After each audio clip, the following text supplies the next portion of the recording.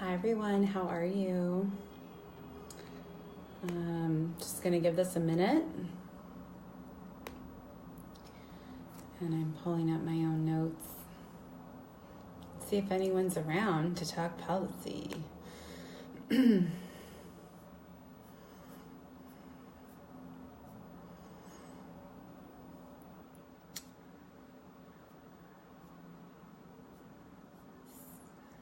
Jump to, hey, Tina's there. I don't know if I need to say hi like everyone does, just to see. Okay, we've got a few people coming in. Hi everyone, how are you? I have to just adjust how I'm looking at this. I have the phone to the side, which I'm not used to. So the camera's there, okay. Hi Crystal, Ashley, hi everyone who's joining. So I'm gonna get started. Thanks for coming. My name's Meredith De Leon. I'm in San Diego, California, and I have been with Limelight for 3 years in June. So it's just getting better every year. And sorry, I'm looking all over the place. And I had volunteered myself to do this presentation specifically on policies on recruiting. And to be honest with you, this is not my jam. This is not something that I love to do. However, as somebody that's really invested in being the best possible beauty guide I can be, which I think makes me a really good leader just by focusing on being a good beauty guide, I thought, I'm going to step up to the plate for this one because it's been a little while since I've really sat down with the policy and procedure manual, and I really wanted to do that. So I'm sorry, I'm just pulling. Well, let me start my intro and then I'll look for it. I had a document that I had highlighted everything from, and now I'm not seeing my highlights. So, I guess my point simply is that no matter how long you've been here and no matter what level you're at, to keep reviewing policies and procedures, making sure that you understand the language is really, really important. I had posted when I said this morning that I was going to be jumping on here, I had said, what do you think is your biggest asset to your business? And some people chimed in. I saw integrity and authenticity, a few other things that were kind of under those umbrellas, or that umbrella of, really being true to who we are. It is my strong opinion that our biggest asset in this business is the culture of Limelight. I believe very strongly that that is why we have been able to attract so many incredible people that are super professional, and that they attract really great professional people. So although I do believe that integrity, authenticity, and all those things that we talk about are very, very important, and even us as individuals, I think somebody said that, as an individual, I'm the biggest asset. Really, it's our culture here at Limelight. And that is what attracts people to us from a customer side, from a recruiting side. And it really is something that we can all agree on in terms of what we love about this company, which is our culture. Now, we each bring our own style to that, but if we can uphold this culture of this really unique and exceptional brand, then we're already doing some of those other things that other people mentioned. We are already of integrity. We are being authentic. We are doing things in a professional way. So really appreciating policy for what it is, which is to uphold our most prized possession, which is the culture that we have here. If we really honor this, then it's going to just materialize in a better business for us all. I am responsible to be reflecting Limelight in the best possible manner for you, even if you're not on my team. It is my obligation, it is my duty, and it is my honor that I want to walk and talk Limelight in the best way possible. And in exchange, you will benefit from that because someone will come across me and see me and say, wow, she really represents that brand well. I'm not going to sign up with her though. You're my friend. I'm going to sign up with you. But I saw somebody else who represents Limelight, and they were exactly what you said this business is about. What's a real disservice and frustrating is if, you're trying to court somebody or you're interested in showing the brand and they say, oh yeah, I know Limelight. I know this woman who used to do da-da-da-da-da and da-da-da-da-da. It's not my cup of tea. And you're like, wait, but that's not Limelight. Why is this person out there doing those things? That's not Limelight.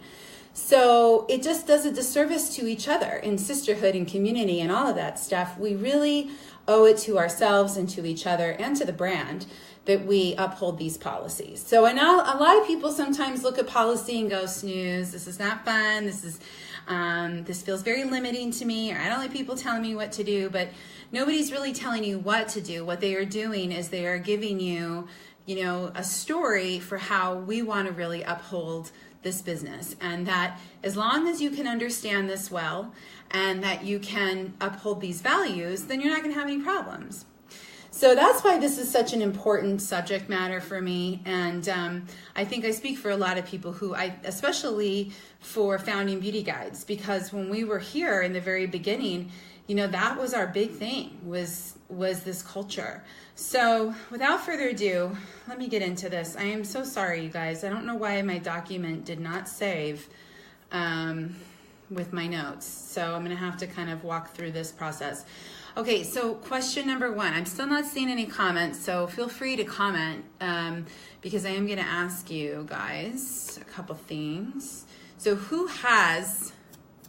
be honest, who's never sat down and really looked at the comp plan? You're not going to get in trouble. You can just throw likes or something if you say, I never sat down and cover to cover really read this plan. Because most people that I come across, they don't.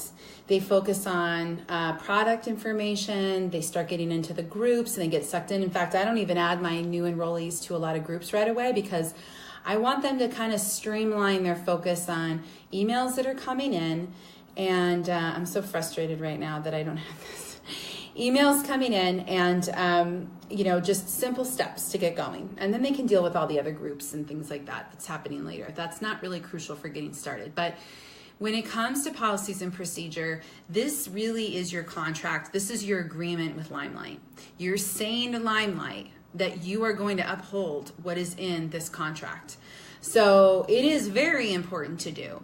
When you enroll a new beauty guide, they're telling you that they're going to uphold these values because that's a reflection of you and your leadership, and that they're going to build their teams that way. And we don't want to see anybody build teams off of non-compliant strategies.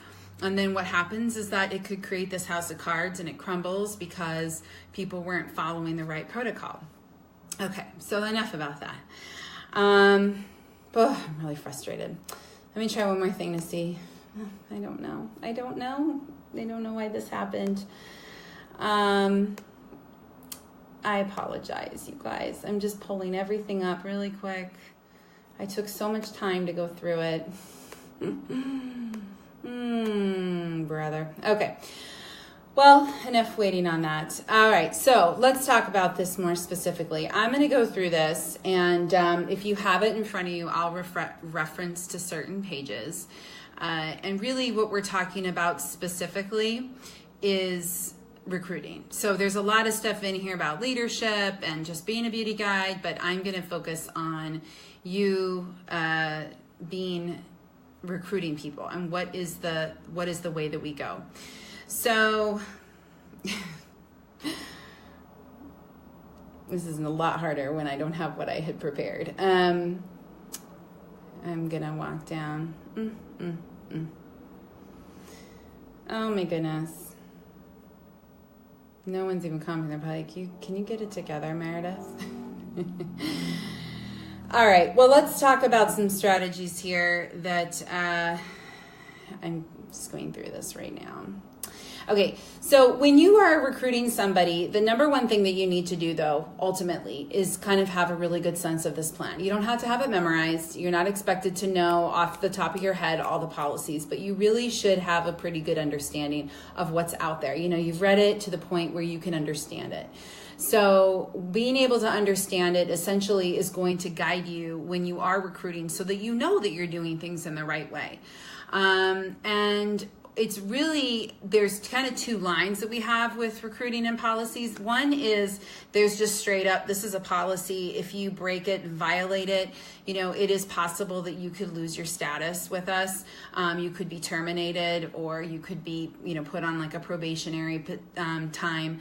And then there's also kind of the cultural, ethical part of how we run things. And that is that it's not necessarily a clear policy, but it's definitely not the way we do things in Limelight. So a really good example of that is that we are very much not into spamming people, the cold messaging, you know, where you become a beauty guide and then all of a sudden you're like, hey, so-and-so, hey, this is really random, but I was just thinking, and you're just like messaging people after people after people with the same copy and paste message. It's just, that is not how we go about recruiting. That's just not what we think is authentic leadership.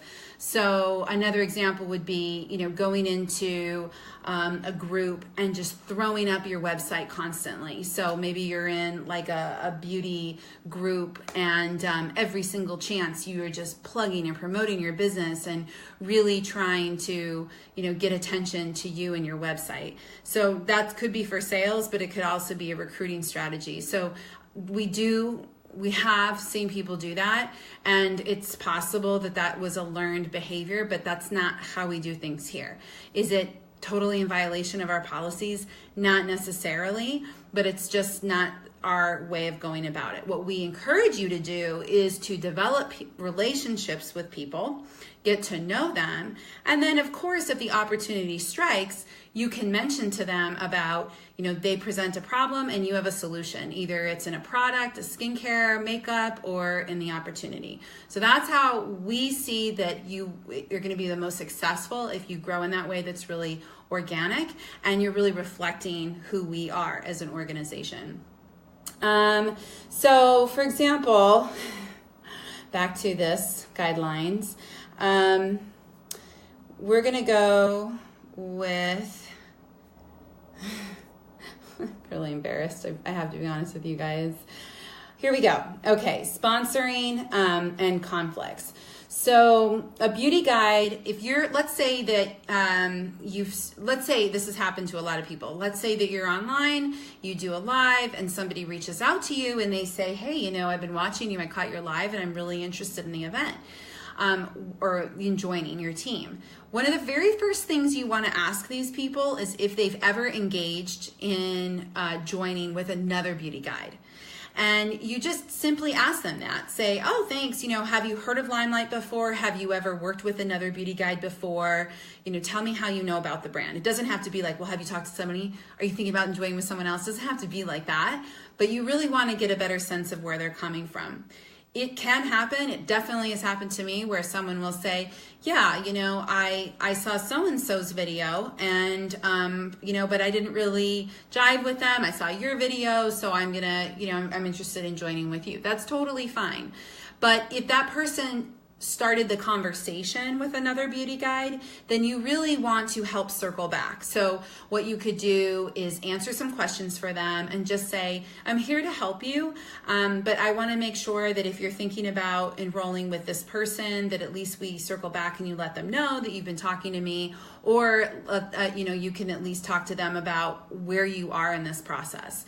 Oftentimes a really nice polite thing for you to do as a beauty guide is to let that other beauty guide know. So you can say like, hey, I noticed that you're also mutual friends with so-and-so. They've been asking me a lot of questions about joining. I just want to see if they've been talking to you too.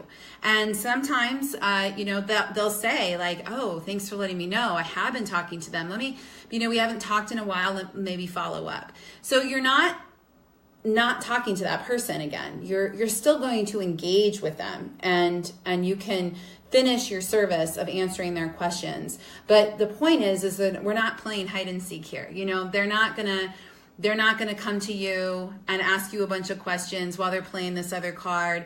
It just gets to be sticky. So the main thing is that you really want to see if they've been speaking with another beauty guide. You're going to refer back to the original beauty guide, and everybody has, can know what's going on. And then it's up to that individual who they want to go with. And it is up to you as a beauty guide and the other beauty guide to make it very comfortable for them.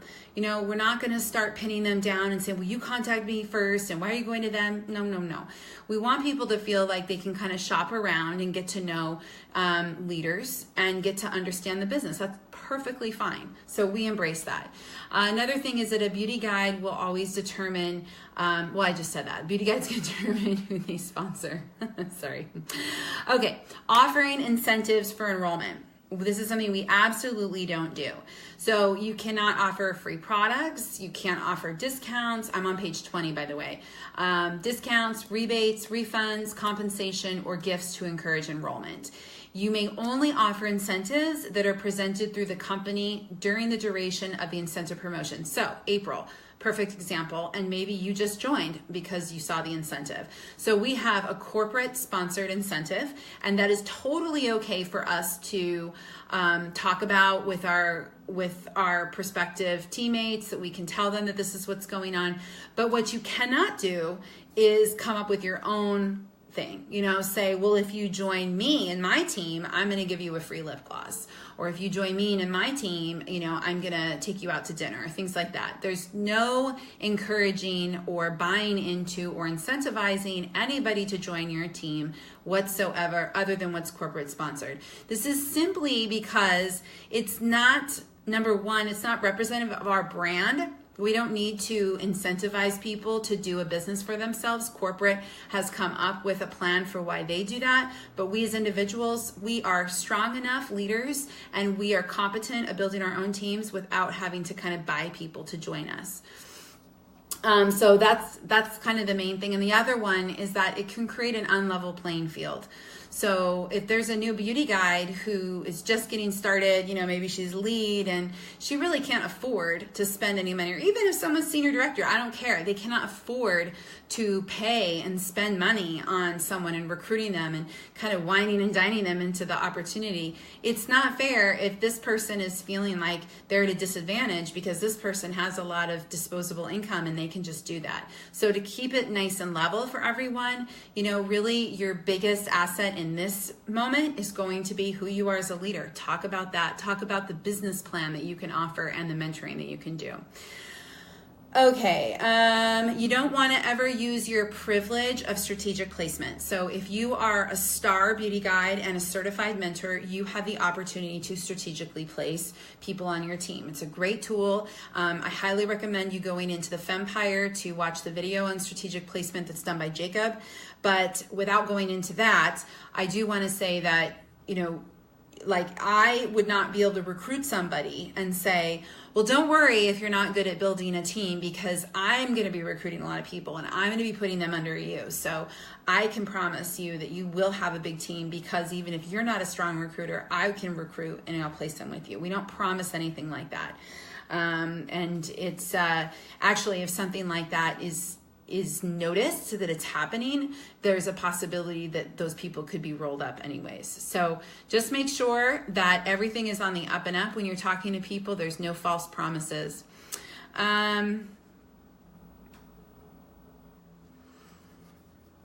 Okay, and then the other one is exclusivity. This is just really quick. It's something to look at, but this is page 21. So it is important to know that if you do decide that you want to retail Limelight, but you're going to retail another direct sales brand, that you are not allowed to build a team. You can recruit, but you can't grow your team. You will remain a beauty guide. So if you're selling other direct sales products, but you're happy with Limelight, you want to keep selling, you love it and everything, you just don't want to give up doing this other business, and somebody decides they want to join you because maybe they're a customer of yours and you introduce them to the brand, that's totally fine, and you will actually get that enroller bonus, but you won't be able to build a team with them. They will roll up to the next qualified beauty guide. Again, that's page 21. Moving to 22. So I just want to touch on this one. talking about people who represent two brands. So if you are talking to a person and they are from another direct sales company, number one, we don't do poaching. So we don't go and scour Facebook and this virtual land of direct sellers and start finding all these people with these big teams and big status and start poaching them and trying to get them to come over to Limelight. If somebody approaches you, that's different, and then you can talk to them and say, well, now that you're asking me about your team, why don't I tell you a little bit about mine? That's fine, but you're not going to go poaching for other people. But for example, you might have somebody that catches wind of Limelight. They see what's going on. They are doing really well with their direct sales business, but for whatever reason, they're kind of interested in pivoting over to Limelight. They want to pivot over and they want to grow a team here. So we actually have that you can stay with your other company that you're with before you come. So you're with company X and you're going to come to Limelight. You can stay a part of company X for 180 days.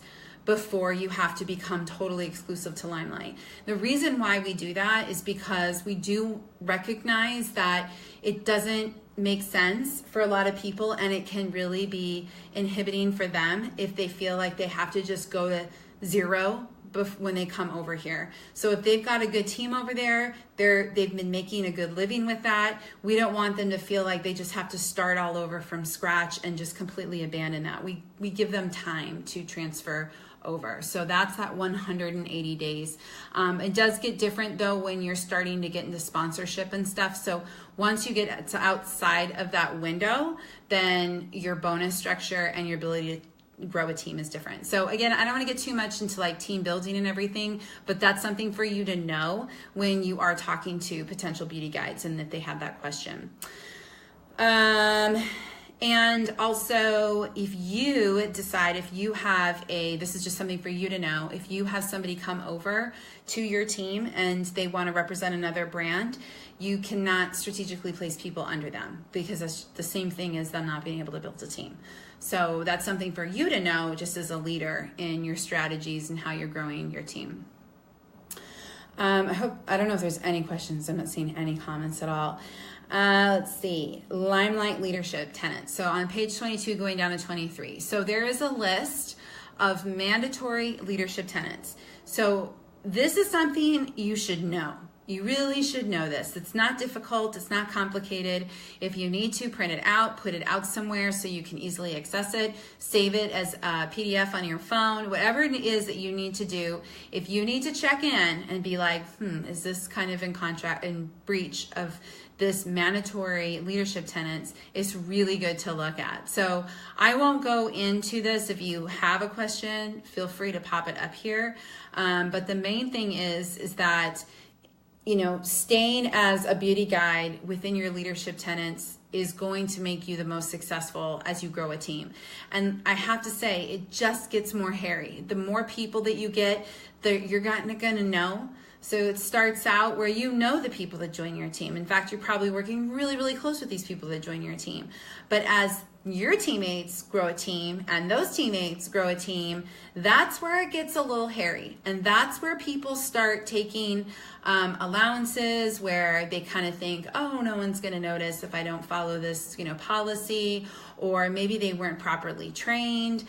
Maybe they just don't care, but it gets to be really difficult as your team gets bigger. So the more that you can understand your policies and procedures, and I personally, as a leader, I like to keep my eye out for it. If I see that somebody is doing something that is, I know, like, on the fence of not being compliant, I'm definitely going to let them know. And I don't do it in a way that's scolding or make them feel bad. A lot of times people just don't even realize. But I do want them to know, because I would never want anybody to go through this blindly and then have a compliance report come and then they're really stuck. And maybe they get terminated or their team gets rolled up. There's a lot of things that can happen. So it is good that we look out for each other in a really kind and friendly and gracious way. We don't want to go on any witch hunts. So just make sure that as your team grows and even as you see other people, just kind of, keep your eye on this. And if you see something that's really looking like a problem, then just do a friendly heads up. We're not here to be punitive. Okay, cross-sponsoring. I'm on page 24. That's basically prohibited. Cross-sponsoring is defined, I'm just reading this, is defined as the enrollment of an active beauty guide or resigned beauty guide or deactivated beauty guide who has been active within the preceding 6 months within a different line of sponsorship. So basically, if Susan over here is already signed under Gina, that's her upline and everything, I can't go and have Susan re-enroll and enroll under me. And now she's under a pseudonym or something, and she's now twice a beauty guide. She's under Gina and she's under me. That's not allowed. It's also not allowed where if Susan decides she's going to quit Gina's team, then a week and a half later she does a pseudonym or something and then she enrolls under me. That's still considered cross-sponsoring because you have to wait 6 months. So that's just something to kind of know for people. I can't imagine that's really a problem. But but the big one is not having these fake enrollers. Okay. I'm still on page, now I'm on page 25, down on the top of the page on the first paragraph. It is when you're out there and you're representing Limelight, you want to make sure that it is a way that reflects our brand. So just from a personal story, I have to say, so I did a women's expo here in Southern California last weekend. And I did it with a few people on my team. In fact, one of my teammates, she's the one that really came up with this idea. And I had a chance to see a lot of other vendors there. And I'm not knocking on any other vendors, but it was really interesting to me to see the inconsistency between how people at their vendor booth looked to their brand. And one thing that I feel really good about that we did, it wasn't even a question, was how we dressed. You know, we all dressed similar. We all looked very professional. We were very in brand. It was black shirts, black blazers. We just really made sure that, you know, we checked out the vendor group and we got lots of ideas. Now we've been here for a while, so we kind of know this. But everything that we did was to represent the brand to the utmost of integrity. And even my teammate had a really cool sheet that she got for collecting information. She submitted it to art department first to make sure that it was approved. So you can do things, you can design things in a way, but you really want to make sure that it's on brand. And you want to make sure that the art department approves it. And then this is what's going to be representing your, you know, your culture and our culture. So make sure that, you know, you're also not using profanity. Oh my gosh, I saw that with other vendors. I saw some really unprofessional stuff. It was crazy. Unsanitary practices, disparaging or negative conversation. We are not here to put down other brands. We are not here to make anybody feel inferior because they're with another direct sales company, because, you know, they're with a brand that maybe we don't think is really that great, or we don't think that their compensation is very good. Whatever it is, we're going to have our judgments. We're human, it happens. But that is not an effective recruiting strategy, is insulting people. You're actually going to turn them off, and it just makes us look desperate. So in the mindset of abundance, we really just listen to what people say. And honestly, when I'm talking to other people, and if they're in another direct sales business, and trust me, it's tempting. It's very tempting to be like, oh my gosh, you should totally come to Limelight. We don't do that at all. Blah, blah, blah. I stay away. And I really ask them a lot of questions about, you know, what is it that you like? And, oh, that sounds interesting. Sometimes people will complain. You know, they might complain about their upline. They might complain about a policy change in their company. But instead of me getting into that and really trying to poke that fire, I just try to understand more about what it is that's like frustrating them, what's not working for them, and see, you know, I can drop little hints about with us. And I can make it in a way that's very relatable. So there's definitely a way that you can have a really good professional conversation that comes from a perspective of serving versus trying to really pull them over, and while you're doing that, you're just like insulting everybody around them. We don't want to have that be the way that we attract people. Okay, so I'm going to jump down to poaching. I already talked about that. False enrollment. You know, you can't enroll another beauty guide for them. They need to be doing so. They need to do it for themselves. You can't purchase another beauty guide starter kit. They need to be purchasing it for themselves. I'm going to jump down to page, let's see, 20. There's some big gaps in here with what we have. I'm going to go all the way down in this policy. It's very, very good to read this whole thing. But as I mentioned, I'm totally sticking to recruiting. And I still don't see any questions or comments or anything like that. Okay, advertising. So when you are thinking about ways to market yourself and your business, you are allowed to do ads if they're print, online, radio. I'm on page 42, by the way. So if there's print, online, radio, or television, but it's limited to a 50-mile radius. So it's just 50 miles is quite big when you think about it as a radius, but you can't be doing these nationwide ads or anything like that. You have to be very careful about how you are talking about recruiting and joining your team. So you're not going to go and do some ad like you're hiring. We don't use any language of hiring, management. This is all down in actually the next page 43. We don't talk about management positions, travel provided, call for interview, positions available, now hiring. All of that is completely misleading because we know we're all here as independent contractors. So what you can do is just include information about your business and leave it very generic. You're not going to be going out and doing join me, hire me, or I'm going to hire you type of situation. You also can't make any promises of pay or rank or status because that's completely out of your control. You're never going to be able to control that. You're never going to be able to determine what that is.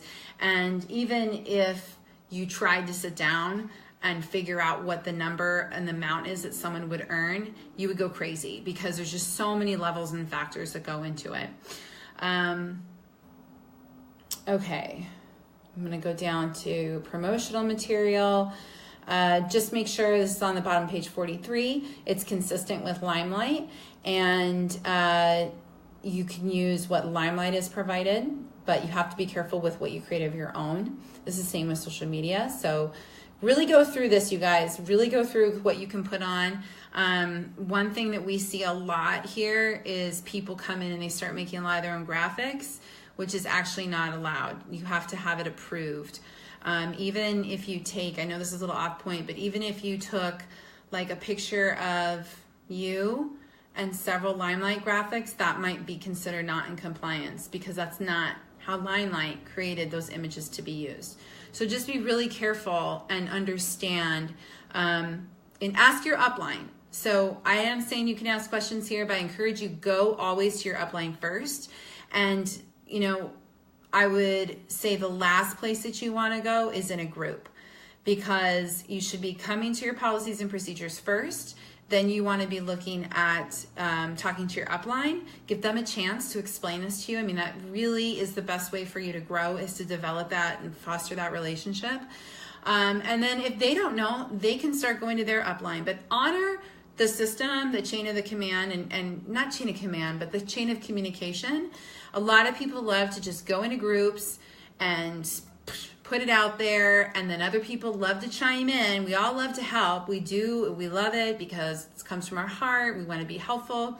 But when it comes to policy and procedures, if you start your sentence with, I'm assuming, or I think it means, then you really don't know. And that's one of those ways of which wrong information starts getting out there. And that's where we start threatening our own culture. So the best thing that you can do if you see somebody, whoever is putting up a policy and procedure question, is ask them, did you look this up in the policies and procedures? Have you talked with your upline about your specific situation? And oftentimes they're going to say no. So then say, you know what, why don't you do that? Come back and let us know what happened. Because we want to learn from each other, but we don't want to enable this constant questioning and not looking in policies and procedures without, my little guy just woke up, without going through the proper channels first. Sorry, you guys, I'm going to have to grab him. Okay, down to page 50. Just take a look at what you need to have in terms of corporate. I hope he doesn't talk a lot. Corporate opportunity events, make sure what you are handing out is not going to be a conflict of interest.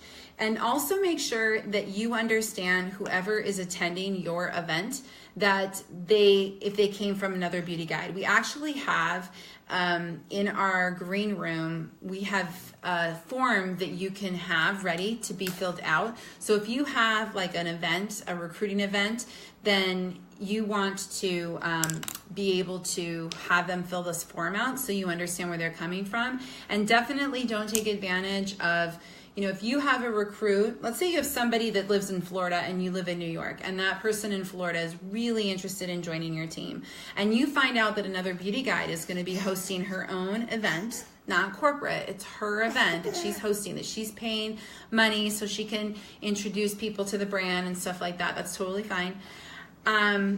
What you want to tell your beauty guide, say, let me reach out. I see so-and-so over there in Florida. She's going to have an event. I can see if you could be willing to come. And then you be really upfront about it. But what we don't want to do is send people over there that are pretending that they're going to be joining under that person's team, but really they're just checking out the products and checking out the business, and they're going to join up yours. We're all about being on the up and up. I jumped ahead a little bit on that one. I'm going to go back to corporate opportunity events. So if you go to, how we have 360 Thrive trainings, and they're in different parts of the city. We also have happiest hours and things like that. When you go to those events, it's definitely for mingling and getting to know each other. You are not there to be passing out your business card. You are not there to be poaching people that were invited by another beauty guide. You're not going to take somebody aside and be like, I saw you came with so-and-so, but I just want to let you know about her. She does this and this and this. We're all about just letting people be who they want to be with and honoring that. So trying to specifically offer incentives, poach people, really, just basically being sneaky about it and not okay. And this is pretty much common sense. We also don't want you bringing anybody for the drinks, for the free drinks. So make sure that when you go to these opportunity events, you're not just bringing along your cousin who wants to just get a couple free cocktails and goes to the event pretending that they're going to join. We want people there that really are interested in the business. I'm not going to go through this whole thing here, but on page 51, I really encourage you to look through. There's bullet points of if you are the host of an event, then what you are responsible for doing and the policies around that. If 2 or more beauty guides host events, so you and a friend, you're going to host an opportunity event, what you each are responsible for, the best way to go about that. And also, I'm going to jump down to sponsoring conflict from events. So if you invite one or more, I'm on page 53. If you invite one or more of your potential leads to a non-corporate opportunity event, we encourage you to reach out to the coordinator of the event. So I just explained all that. That's the one thing I jumped ahead on. I'm going to go down past the other pages. Thanks for your patience. This might go down in history as my worst live. I say that a lot. Let's see. Down. If we have any more. I think we might be almost done. Yeah, we're done. So that's the policies and procedures. This was updated in March 2018. So there's a lot of really good new information. Like I said before, if you saw me in the beginning, it is so good to really understand these policies. If you have questions from them, take notes, ask your upline. This is really done to make you the most successful as possible. And it's really important too that when you are courting someone, I know we get really excited in the beginning too. When we first, it happened to me. When I first joined, I was so excited. I couldn't wait to grow a team. I was just focused on growing a team.